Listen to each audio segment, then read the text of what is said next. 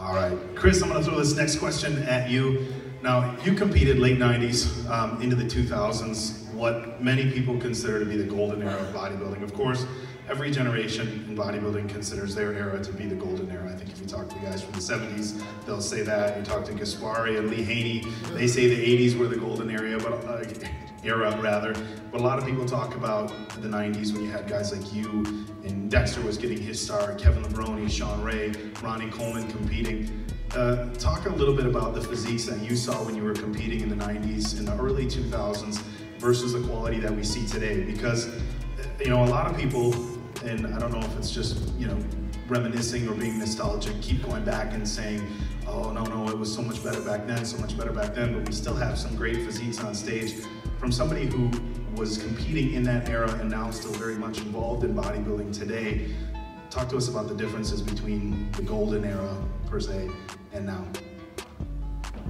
Thank you, Dave. Yeah, so to me, the golden era is the Lee Haney, and just before Lee, you know, it's a little bit different mentality in the gym, a little bit different, you know, thoughts that went into the diet and stuff like that.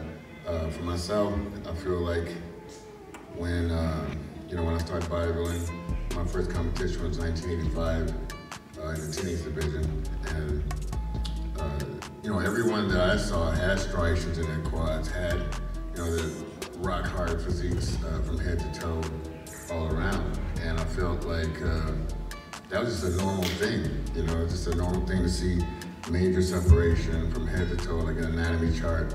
That was the goal, or that was the you know, the physique that I always, you know, aspired to have. So nowadays, if you see something that should be you know, a normal look like that, then everyone's raving about it, which is, you know, I find pretty funny.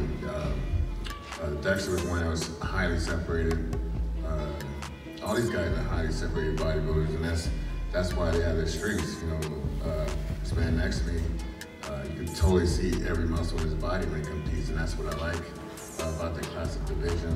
That's what I like about, you know, picking these guys to come and display their physiques for you guys today. It's like all went into my thinking of who do I want to have. Dexter, we go back a long way. He totally is like my little brother in the sport. You know, he's just what bodybuilding should be about. Like, I call him little baby Jordan all the time. I got like different names for Dexter at certain times, certain days of the week. But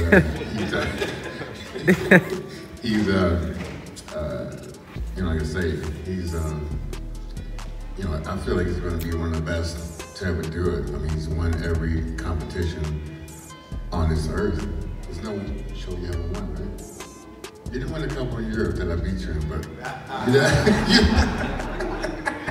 but yeah. So I feel like the physiques nowadays, if you look across that lower back area, trademark area like Dexter has, lower back glutes.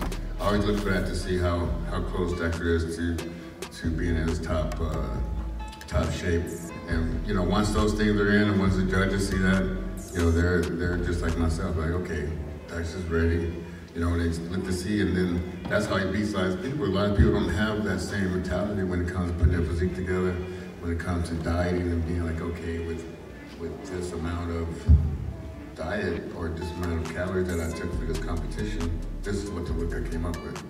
And I always felt that. I was like, man, if they had more expectations of what shape is, then that's gonna be a determining factor in which some of these guys are gonna, you know, make or break you in turning pro or not ever turning pro. Is have a higher expectation for yourself to achieve this anatomy chart. You want to look like a human anatomy chart when you go to compete. And I think that's, a lot of people have just lower expectations of what shape is. All right, I'm gonna bring the mic over here. No, you can just go right there.